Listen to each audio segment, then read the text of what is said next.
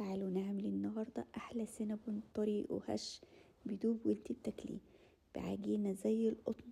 خطوة بخطوة هتطلعي احلى رولز قرفة زي الجاهز واطعم بكتير. قبل ما نبدأ مننساش نصلي على النبي ونقول بسم الله. في بولة هنزل بكوباية لبن دافية، معلقة ونص كبيرة من الخميرة، وتلت كوباية من السكر. هقلبهم كويس قوي لغاية ما السكر يدوب، وهنزل عليهم بتلت كوباية من الزبدة السايحة، وهضيف بيضة وربع معلقة من الفانيليا.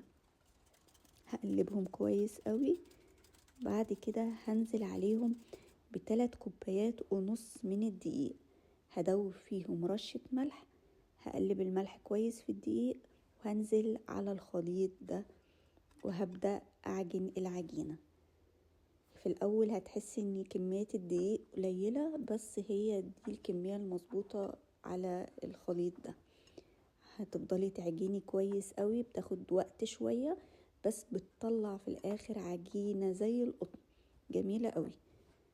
هنعجنها كويس، وبعدين هسيبها في البولة اللي عجنت فيها واغطيها واركنها على جنب لغاية ما تخمر نص ساعة او لغاية ما يتضاعف حجمها. بعد ما تخمر هجيبها على السطح اللي انا هفرد فيها، هحط دقيق وهبدأ احطها بقى على الدقيق وافردها كويس قوي بسمك رفيع مش سمك تخين، عشان تطلع معاكي رولز كتير جوه بعض. هجيب الزبدة هسيحها وافردها كويس قوي على العجينة، كمية زبدة كويسة. بعد كده هجيب خليط القرفة، معلقة ونص كبار من القرفة، و3 معالق من السكر، ومعلقة صغيرة من الكاكاو الخام. هقلبهم وابدأ ارشها على العجينة كلها، اغطي كل العجينة بالخليط ده. وانا بحب دايما اقطع الرول قبل ما الف العجينة كلها واقطعها، بتطلع القطعة متساوية واللفة حلوة قوي.